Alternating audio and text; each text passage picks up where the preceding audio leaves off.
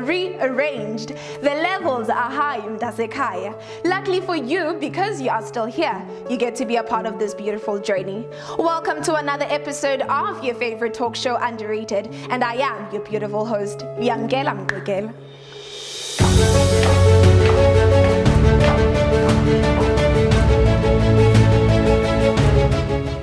Underrated is a show that focuses on profiling artists, creatives, as well as entrepreneurs within the mother city, Cape Town. We're here to take you through the beautiful journeys, the experiences that they have faced till this point. If you are someone that is doing amazing things within your community or know someone that is doing amazing things within their communities, please hit us up at underrated_CPT. That's on Facebook as well as on Instagram. Don't forget to subscribe on our YouTube channel. We are at underrated_CPT. For now, let me take you through to what we have on the show.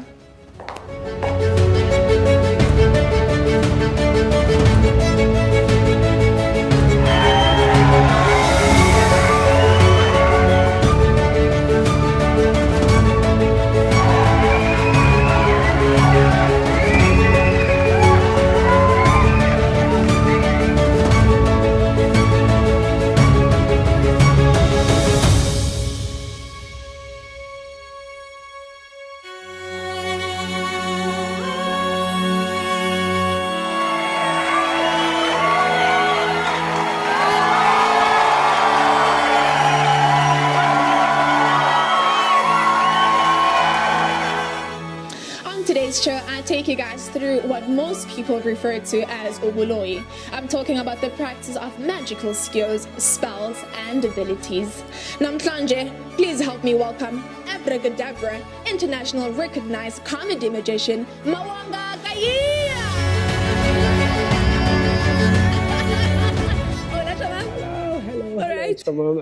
Feel good. Happy to be underrated. Oh my God, I'm happy to have you here. I'm happy to be Short notice things, but you know, with magic, things have been. Let's start with first things first. Sanitize. Good, just in case we touch each other's hands and face. And but then it disappears. It's like, look, it's gone. What I told you guys, you need to sanitize. Okay, Wongas.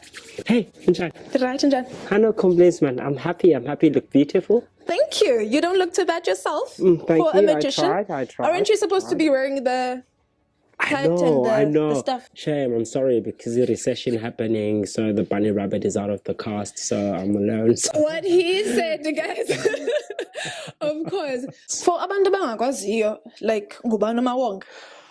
Really? I don't know. And but you know what? Who are you waiting for? I feel like when you get to a position, Yako, it's all about you. I don't know. I think like many people would say, magic man. No, I know. I'm just the magician born and raised in Kaidich in a household of 3 people. I always tell about it every time when I do interviews that I grew up in Yavanda by 3, which was myself, old brother Wamu Consegin, and of course my mom. And born and raised in Kaidich and Makai, and lived all my life for the past a couple of years. I almost said age. Well, I only found your age out going to the late CV, okay, guys. By the way, the bomba I in the age, but going 90s. So, also get lokshin. I mean, in a black community, I don't think we understand magic. Yeah. And I also still want you to go back to making people understand what is magic. Yes, I think as a kid, I grew up in a time where SABC 1 was the only thing. If younger eskolweni or usendlini, the only thing you could do is go bugela goofy.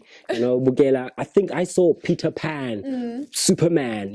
To me, as a kid, it made sense that magic was alive. Little Stewart, bugela zonke into Disney, the American, the content. It was, as a kid, to me, I grew up fascinated around, Disney, around Superman, around Spider-Man, around Peter Pan. Psychologically, I knew there was a bit of magic. If you go deep enough under the sea, you'll find Little Mermaid. Oh my so God. To me, I think Ekaya, one good thing, my mom always allowed me and had that childhood of me play, And as a kid, even I always say my first magician was my mom. As a kid, for all my years, and up to the age of like 10 to 11, every time izinyo benithatha ndilifake esihlangwini ndifumane imali. Yes, and every time zingiqelela mathi ithi izinyo lami liphumile ndithathe ndafaka esihlangwini ndabeka emva kwecango xa ndivuke ekuseni ndibuya ndinemali ndine-2 rand ne-3 rand, and all these years umama bendiqelela Mawonga xa uphumile izinyo khupha izinyo lifake esihlangwini ubeke emva kwecango xa uvukayo uzawukhula kukho imali xa uzovuka kukho imali xa ndivuka nyani many times kubakho imali. So I would tell each of zam about this, and it made sense that mama mzayisithi storyline that imbuku ifika ithathe izinyo lakho then in exchanges for imali, and to me it made sense because my hero was little Stewart, little Stewart spoke, little Stewart had, I believed in the wonder of magic, and magic was around me at a young age. So to me, being a magician and being influenced into the world of magic, psychologically it was already there. It was a bit of wonder, and only to find out years later that the first person that ever fooled me was my mom. All the years I never knew that even weird that imali, and so interesting. It's going on. My daughter and I, she does the same thing, and it's to me. I still think my mother is the best magician. Okay, so for Mnyama, because magic is and I've been to your shows, and when we speak to people after the show, what were their thoughts? How they say, that is witchcraft. You know, there is a stigma that is still around magic itself. Especially from Black communities. From what I understand, there's a history to it. You know, how does one change la perception of magic as evil and whatnot? Get me to that. I think I'm very excited nowadays that it's no longer my mission to try and teach people to know magic. I think people have encountered magic at some point of their lives.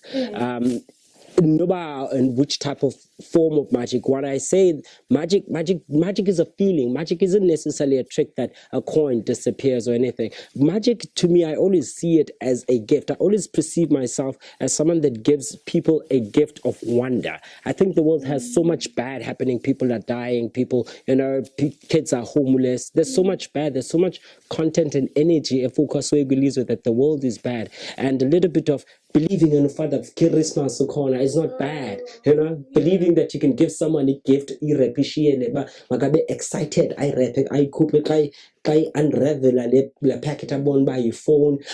Oh, it's a phone.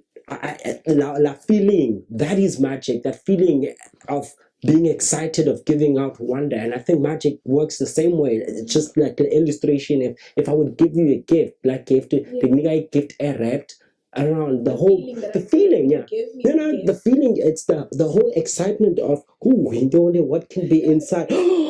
It's the cell phone. It's that particular feeling of you realizing behind the paper, what is it? Oh, it's a boxer phone. That moment of realizing what it is, that is magic. And I think I go around creating moments as India. I like to call myself sometimes in detail, I like engineering magical moments. And I think creating magical moments is something beautiful, because at the end of the day, I make you feel like, Mawonga, it disappeared. It makes you just feel a little bit something different than rather than people die, kids are sick, silandi, gender-based violence, black, you know what I mean? It's a crazy time, for everyone right now. For whoever is watching, if you're at home, please keep safe. Do what you need to do in order to ensure that your loved ones are also safe. I want you to take me back to when you started. How did you become a magician? What inspired you? Of course, it started from Indie. I was inspired by, I went about close school, my brother was a big influence. I talk about him all. And, when going in a college of magic as a kid, it was always, it was a very tricky subject for even magic Bamangi and family, because my brother, my mom was very difficult. My mother is a very religious person, and my mother was very difficult to my brother. Then I became about magic, because she, being understanding the whole stereotype of being different. Why would she have a kid that's gonna do things that are not against, that are not with the Bible? Because people believed that magic is associated with evil and darkness. But at the same time, my brother was a person that was able to make magic something very light and easy. And at the same time, light and easy. And I became in love with magic, then I took it on. And then how old are you when you decided, okay, you know what, I'm interested, I'm actually intrigued, I'd like to... 10. At 10, I think at age of 10, my energy levels about magic were like 100, you know. Then like, where's the time to play with other kids? At College of Magic, you know, College of Magic would wake up, we'd have CI back in the days, it'd have a College of Magic, you'd wear bow tie, black, you'd wear a lovely, nice shirt, and you'd have your black shoes and black pants. As a 10-year-old, excited about who's the taxi, in College of Magic, then UCI, then that would be the taxi in his dams as a College of Magic, say College of Magic, that's where you'd get to see all the magicians that come from different parts of Cape Town, from your rich area, from your poor area, and you know, like the city, you know, and getting a College of Magic, learning magic, and and that was the other thing as well. That magic, a curriculum at that point, a College of Magic was already a level where it was, you know, ready, grand, span, isebenza ngesiXhosa curriculum, notes fumana ngesiXhosa. Remember walking into a College of Magic as a little kid to see, you know, our first trick was like doing with the magic wand, where you'd have a trick where you'd have a wand and you'd just open your fingers and the magic wand would float in midair. And but how did you get it in? At the age of 10, you know, how did you get into College of Magic? Because my brother was already a magician at College of Magic. So to me, there was access. I'd always go at College of Magic. My brother would have the competitions at College of Magic. I'm number one fan. You know, I would be there. I'd always around Black Building. By the time I took part being a student at College of Magic, I was already familiar to this world because I was like coming often at College of Magic. And I see. Yeah. Okay. So it sounds that O Brother Wako is your inspiration. Yes. From the age of 10, inspiring you to actually understand and being intrigued with magic. That's very beautiful. So now ungenile ke ngoku a College of Magic. Take me through that journey, like how you find your feet and the whole journey, Nje. I think I'm very grateful, but I went to a College of Magic. A College of Magic, we call it though the University of Life. Okay. The reason being CVs at the University of Life, College of Magic was in the honesty that rescued the 10-year-old me, Mawonga. If it wasn't for College of Magic, I think there would have been a lot of things that could have been caught up also later in the run, because we just college at that time. Age where there was gang violence, you know. Brother Yam was like age group that could be easily influenced by violence, you know, Nambendi lighting that could be easily influenced by violence. You mentioned something earlier on, Ositibana, your brother was also a magician. So I take it that Yes, yes, you could say Indiana family. Ubrother wami ukhonzekile lo mdala kakhulu, umdalanana kunami. He was a magician before him now, so even we be magician, he would show me tricks at the room as kids. So he would show me his magic tricks. After showing me a magic trick, he'd put it back into a briefcase, and I'd be left in the room, but how did it happen? You know, as a little kid, you know, they be curious and try figuring how it worked. And that way I was able to figure some of his new tricks to a point that my mom was like, Mom, you're getting into so much trouble. Go, why don't you join the College of Magic? And at the age of 10, I walked into the doors like College of Magic, and I never looked back. What did she mean by you're going to get into trouble? What was it that you were doing with now? It's because what would happen is I would take it tricks and say, brother, I'm just performing a part. Let's start doing. Then I'm the magic man. Then I was not a magic man. Then my brother tried to but now I'm a magic man. Then my brother would be like, why when we a magic man? I'd be like, how did they know? I showed them the trick. You don't know. Right, okay. So I was always the problem because to go show them like I perform because I would by then come to your puli. I didn't bring it back because there was always problem because I love the magic more than Ian. You know, so yeah, it was always in like in I see. So you also mentioned that you went to College of Magic. Yes. Was your brother also there? What was the dynamics at the time? a College of Magic, Big Brother was a College of Magic just a couple of years before. So at that time, it was a College of Magic did everything for him. Now, taking a kid from Ilogishini, the only thing that you can do close Ilogishini on Saturday would be playing soccer or just being around. You know what I mean? So and the College of Magic came at the very good time in life. I'm at the age where umdana kangenando yokwenza lokishini la age vulnerable where in the age of 10 the age of 10 and at the age of 10 it's the age where you can pick to do whatever lokishini. I think at that age I was very lucky that the College of Magic became introduced to life in age. It's the age as a kid where you get to see abantu abasilayo yifusi lokishini abantu abachai and you get to be adapted to izinto but lucky as a kid in the age of 10 I was always a College of Magic learning his skills as it depends, the skill of magic, the skill of mime and clowning, the skill of comedy, the skills of juggling and magic, and putting that all together and fusing Lomdundunguya years later. So, sure. Yeah. I want you to take me through Ijeni Yalko and the College of Magic, because I understand that you've been in the industry for 17 years. 10. Yes. That is a long time. Yeah. So talk to me about the journey, some of the things you've done, the shows, because in the hey, Sana, and the awards. I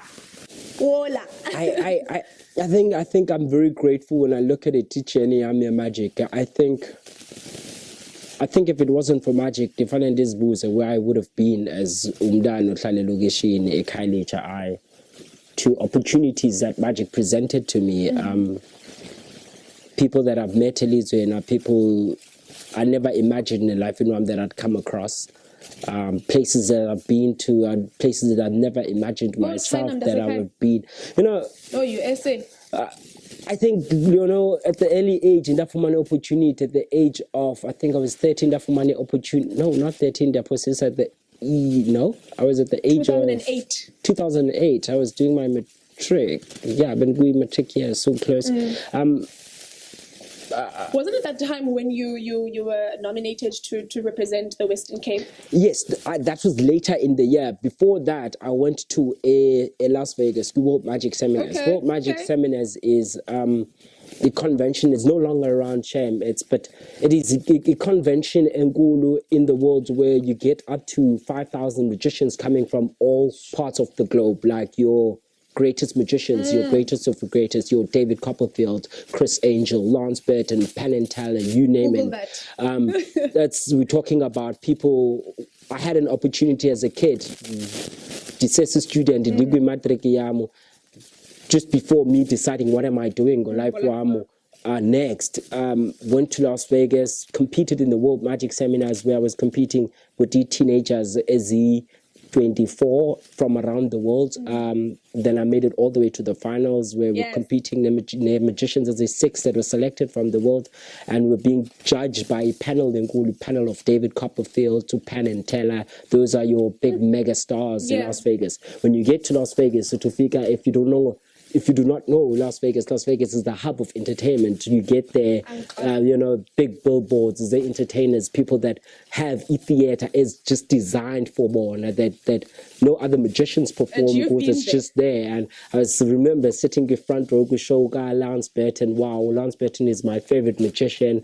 And getting to see a show on a Wednesday in Full House, people buying tickets and seeing a magician with a tail jacket and a waistcoat, a performer drawing it, doves coming out of his sleeves, girls coming out, disappearing, helicopters, top class, top class front tickets, tickets that, you'd pay a fortune if there's a show in South Africa. And I was there sitting in front, Take me through, because I know you've done a lot. You're downplaying yourself. In that process, that's where I met Abandona that were young, with HM, that were doing magic already, like your Bill Cook, your Henry Vargas, the magicians that are doing very big now. We can't reserve, like Brazil, Nagoma, America. At that time, basically, HA1 was competing with competition, and these kids were already talking about, I'm going to do a magician. I'm going to be a magician. I'm getting a contract. We resorted till I'm going to a cruise ship. And I was like, actually, magic does work for a living. People go to resorts. People do corporate functions. People perform for billionaires. People perform for prince. And magic is actually a lifestyle. You can do it. And right there and then, It's I really decided funny that I was you going to actually be. said that. Yeah, I went into magic right there and then. I saw like there was a fortune into it. I was like, what it? Because David Copperfield is the second richest entertainer in the world. He was a billionaire before Jay-Z. And he's a magician, you know. But people don't know about that. And all he's done with his life is just magic. You know? Because you know when you tap into art. Yeah. At a young age, you decide, okay, I want to be a magician, or I want to be a dancer, Yeah. and all of these other things. And abazali bethu look at us like, you don't want to work. You know, they don't see these things, these form of art, as something that would put bread onto the table. And what were you telling me that one of the magicians is actually one of the richest people in the world? David Copperfield has Google David Copperfield. He's done the greatest things in the world. Made the Statue of Liberty disappear. It's amazing. I think as a kid, what Indian dance and again into magic, College of Magic would used to do corporate functions. How we do magic, like as magicians nowadays, where do we get our money? We get our money just similar like comedians would do corporate functions. Right. Corporate functions, that's where you get the money, and you do parties and young and on. So as a kid, I was very much involved at College of Magic. I was always lighting because box as that box is sitting inside for lighting. I was always that kid in the party rabbit. So I would always get his gig and I would get paid and say lighting. Hey man, the fly is and switch over back and hotel. Oh my God. The performer for the minister. And I was like, okay, to put on J rabbit and 500 and I'm getting paid. Okay, cool. I was getting paid at a very young age as a magician. I was like, my mother was loving it because she was getting money from it. You know, come on, which mother doesn't like money?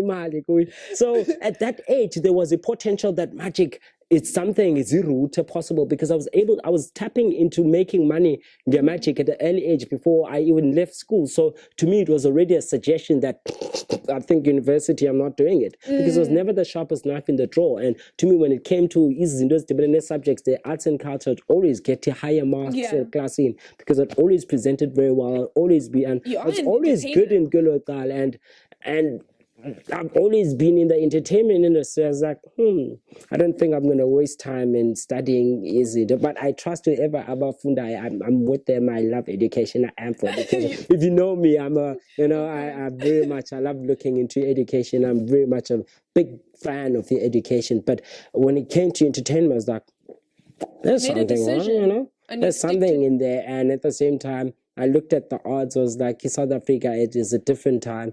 Black people are finally getting recognition now. But I think let me actually just pick a spot up on the nation and say, look, I'm claiming the magic spot. Listen, you've claimed that spot.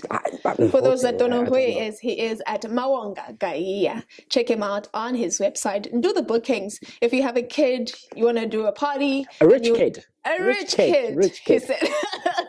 And you'd like to throw a party for them, please do book Mawonga Gayiya. Yeah, I just want to say the reason why I like to say rich kid is because people every time when I say, hey, Mawonga, you're a magician, I was like, yeah, I have a 5-year-old. Then she didn't because like, no, yes, I would love to go do for your 5-year-old, but over the years, I've focused on the corporate side of things. I'd love to do for a 5-year-old, but the show is not designed for the 5-year-old. The show is designed for the family because the magic is not for the kids. The magic is for the family. My entertainment is for families, for ages. It taps, it taps from all ages. Magic speaks to all languages, to all ages. It still doesn't say why you said the rich kid, though. No, the reason why I'm saying the rich kid, the rich parent, I don't do as much as a kids show anymore, but the reason being, hear my point. The reason being, Abazali always, when they book you for their kid, they always think that you only will be booked for their kids. Okay. You're not for my wedding. It's not for my 21st birthday. It's because it's for the kids. And that's the stereotype that I'm trying to kill. So it's actually not for the kids. If it's going to be for your kid, you're going to pay me a lot because I'm a professional in this. I'm not just a kid entertainer. I'm a professional kids entertainer. You know what I mean? So I'm saying you need to pay me a lot. That is why, I don't know. It's the money that counts. Yes. But I still do kids shows. I still love kids, and yeah. Okay. You know what? Interesting. Your magic, and listening to you on how people overseas actually make it. So I wanted to bring it just back home. Yeah, You know, what is the deal here? How are you positioned as a magician? Because I do understand that, I mean, rappers and vocalists are crying about the entertainment industry in South Africa. But as a magician, talk to me a bit about that. I think South Africa is in a very interesting time.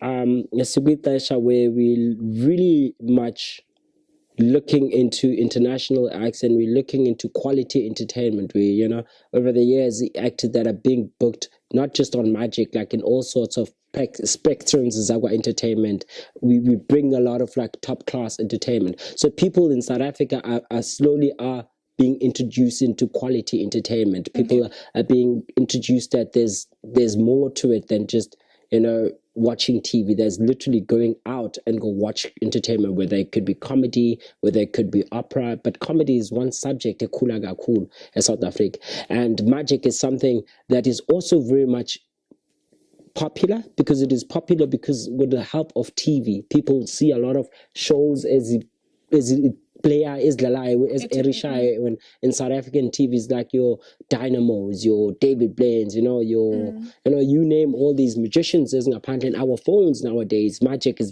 every second, third thing you see in your phone is most likely it's going to be a prank, or it's going to be a prank that is done through magic. So people are slowly becoming introduced to magic. So magic is no longer something that is distant, but what is very distant, it is people seeing magic face to face.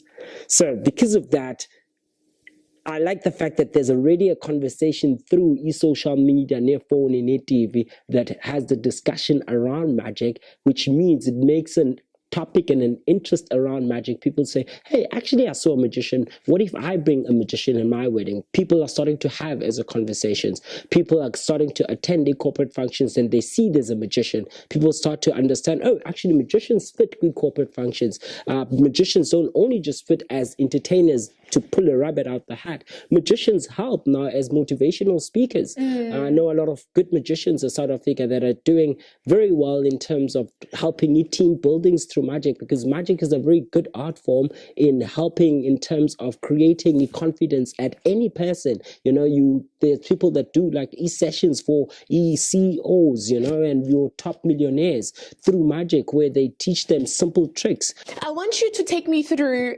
challenges, you know, of being a magician in South Africa, because you mentioned that as a new magician have made it across the world, they billionaires. What is stopping South African magicians from making it?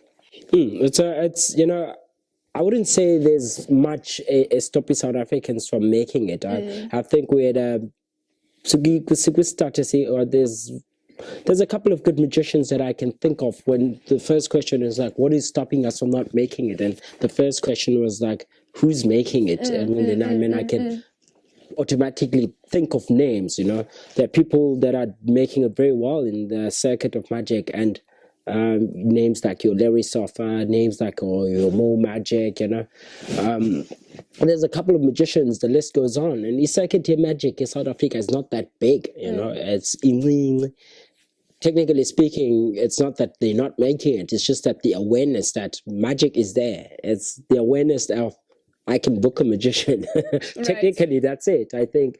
And how do you make that? How people still don't understand how does a magician fit in my function type of a thing, you know. It has really not a lot to do with people not used to that. It's people are not used to that you book a magician to be there and mingle. People don't understand that you can therapy.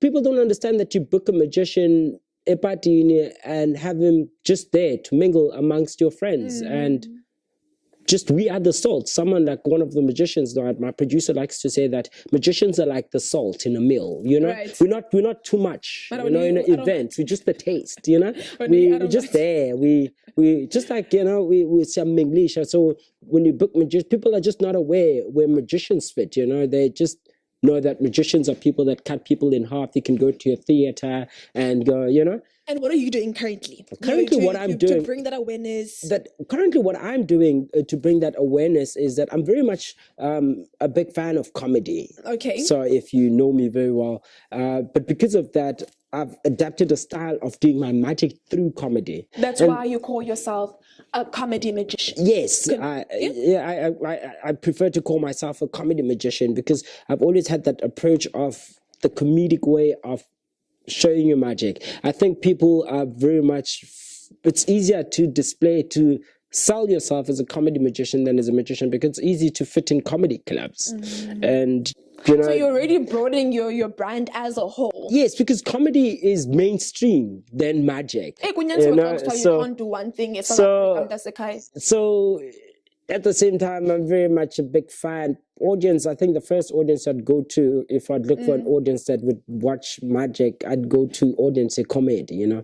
Audience, magic and comedy has always been a little, back in the days, it used to be magicians first, then comedians would be space to fill up the opening acts parts and all of that. But things have changed. Comedy is mainstream and magic has not become the mainstream. So me understanding that already, that magic was something very popular than comedy before. Now comedy is popular than magic. That's not a problem as long as you can hit one bird. What's the term? Hit two birds with one stone. Yes, that's what you did with UCMX. Yes, then that's exactly what you did with UCMX. So I always have this approach of the reason why I've always had this approach of showing magic in a comedic way, because I've always had the fear of abantu xa ubonisa umuntu omnyama, like abantu bethu, like magic. It's like, hey, gone. Not even finished with the trick because like it's gone, done. And you're like, no, that's just half of the trick. The part is when it comes back. That's cool. Watch that. But by then, say I'm being alone. So in a comedic way, it gives them a platform to listen to what you have to say. Because I'm a storyteller, if you know me. If you know me very well. CMX. Maybe you can give them a brief summary of that. So CMX, when we talk about CMX, we talk about the acronym for Comedy and Magic Experience. Comedy Magic Experience is an event that I started. We've had 5 shows a Kailich. People every time ask me, and it never makes sense. If people would see a poster, it again is saying, come see a magic show, people are most likely not going to come because they're first going to judge. But if they associated with a comedian and magic is like, and yes, the ends magics. It gives them interest because for now what I'm doing, I'm breaking it down into pieces that for people that actually magic is entertainment. What would you say are some of your biggest challenges? I think my biggest challenges were at one point that I'm not getting so much gigs, but gigs as ninzi that ungakwazi uwenza as much as it's expensive to run a business here magic, like having a website, because the market here is totally a different market amount when it comes to magic. In many cases you find corporate people that want it, and again when it comes to my culture, Bayami culture not used yet to booking magicians, but that is hence CMX was created as something to introduce, hey, magic is something cool, something fun. By the way, you might have me patinyako if you want to, you know what I mean? So people are starting to know Lord. I've been getting a couple of bookings from some of my friends, but again, I got creative market, I got cool market when it comes to community that it is enough to sustain a career. So it needs to be very much balanced with, like, I have to go into the corporate world. The corporate world, then it goes back again.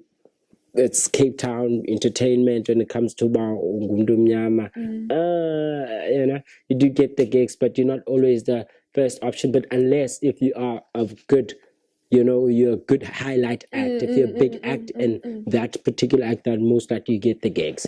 I'm a big fan of magic. Magic is a very expensive art form. It's like ballet, golf. It's a very expensive sport. Us maintains in the when it comes to magic, we buy them in dollars. So keeping up with what's the latest trick, it's very expensive. You don't get to buy as a trick unless you get to do a show.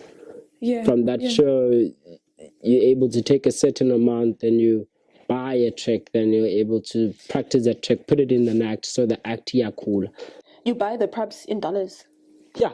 Ngoba ayikho eMzantsi. Ithini No, market it's yalapha? In terms of market in magic. terms of magic props, the latest props.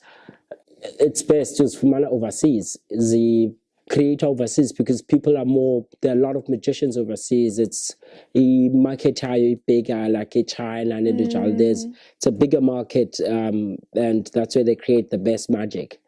But other than that, you don't get as a simple, you don't get bookings. And ke ngoku awunxibi ngelo hlobo labo na-hat nentonton because I see your attire is totally different. I mean, I wouldn't say you're a magician looking at you. Yeah, I think the whole idea is not to scare people and where isn't people. The reason why, if you don't know anything, it's easy to judge it. Right. So if I dress a tie, I dress a cool jacket, you feel like, tiny jacket, like, oh, by the way, it does magic, Oh, really? You most likely want to listen to what I have to say because I look okay. Right. It's like looking like a clown. It's okay. No It's one a takes you conversation. seriously. It's a conversation. If I'm going to show you a trick, it mustn't. It's a simple conversation, and I show you a trick. It's like, hey, this is what happened. It's like, oh, it's a simple trick. What? It's a simple trick. Did you guys see that?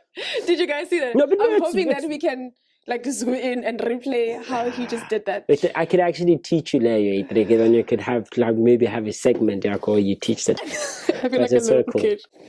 How are you sustaining yourself? So yes, before the pandemic, I've always had in 2015, decided I was working at College of Magic. Okay. As a lecturer facilitator at the time. Helping out with what needed to happen and comes with tea lessons, teaching between Cape Town and Kimberley. And it was a fun time at College of Magic. They funded a lot at that time about how to get my paperwork side of things, emails, calling agents, showing up to gigs, organizing gigs prior to the time, creating passports for traveling for international visa, all of that. I learned all that things as Balekle to create a production, to create a show. At some point, I knew that I was going to become a magician. And the first thing to become a magician, I knew I needed to go into an agency. Okay. I had one agency that gave me a chance. I worked for a couple of months with that agency. I figured, no, magicians have more than 2 agencies. Then I figured, go figure out the second agency. Then I got the second agency. Then I got this gig from this agency. Then Alubapis, because the gig is because it's 2 agencies. And I figured out, no, magicians have 3 agencies. No, they have 4, they have 5, they have 6. So I wouldn't say I would knock with the agencies. Some agencies would not give me work for 2 years, and 3 years down the line, they'll give me a gig that would have paid me, that pays me like 10,000 rand. It's like, okay, cool. It's worth it. It's a gig that takes me internationally. So I can't really complain and say they were not really paying out. I know, because now but they're hunting for the work. I understand now, but they need to go sell the product that they do have a magician. It seems to me that you wouldn't say that the things that you've gone through within your journey as a magician are not challenges. They're not challenges. It's just and I think what I feel that I've kind of figured see me P when it comes to times of doing things. I'm understanding that magic is online now. So if I really want to get the name back up again, I need to go back online. There's no other way. My content needs to first hit online, and through that the name comes back. So I understand. I was saying the challenge is not having enough kids so that I'll be able to afford a good phone to be able to record good quality content, or have programs as a Ranayo, or constantly have internet to be online to upload the videos, right? For someone that is sitting at home, a 10-year-old, an artist, a creative, an entrepreneur, what advice do you have to say to them? I think you never stop dreaming. I think if you start dreaming and believing, but dreams do come through. If you can see yourself in something, I think the coolest thing is to make it alive. I imagine I still have dreams. I'm trying. I still dream about tricks that I would one day do. TV, then. Sometimes I've dreamt. So I remember so many times that has happened that I've dreamt about that I'd want to do a TV and boom, zibe answered quicker than, because the thought process was already in it, you know. So, and because of you start thinking of izinto and start dreaming about izinto, and you start little things that meet iphupha lakho. I think zonke ezinye izinto ezizawuzela ezawudibanisa lo phupha lidibane, you know. If you love soccer, watch a lot of soccer, practice. Don't watch izinto ezingadibenanga nebhola. Watch content that has to do with soccer, because you'll grow, you'll be that superstar if you believe. It starts there. For someone like me, you know, who's going through the most, and I'm sebenzi, and you know, I'm trying to be busy with my craft. Between him, that's a kaya right now. It's very tough times. I don't know. I don't know. At the same time, I'm very appreciative of Banduba people. You know, the people that the dynamics have changed with social media. People that were social media hits, not during the pandemic, they all died. All of a sudden, kukaba kulegle pandemic. So what's the lesson there? Is it the lesson is to me the lesson is ebunzimeni, the people that it was an opportunity. You know, it's so really you don't complain about where it is. You make it work. There you guys have it. That was comedy magician Mawonga Gayiya. If you are doing amazing things within your community or know someone that is doing amazing things within the community, then hit us up at _CPT on Facebook as well as on Instagram. Don't forget to subscribe on our YouTube channel. You know, I never leave you guys without anything. I come bearing gifts. As I've told you, the levels have gone up. Here's a little something. Abracadabra. Do you, Chris? Oh, thank you. By the way, he's a favorite magician. It's a pack of cards. Pack of cards? Pack of cards. Pack of cards. I always love cards. In fact, pick one card. Pick one card. Nobody, not that one. Okay, it's cool. Doesn't matter. You can show actually the camera. You can show the camera. Perfect. The reflection just around about halfway, right there. Yeah, you can say stop. Okay, it's fine. Okay, just recap. Yeah. Just a recap with the camera one more time. Closer right there. We'll put the card. Watch, magic is done. Till you see long. Watch.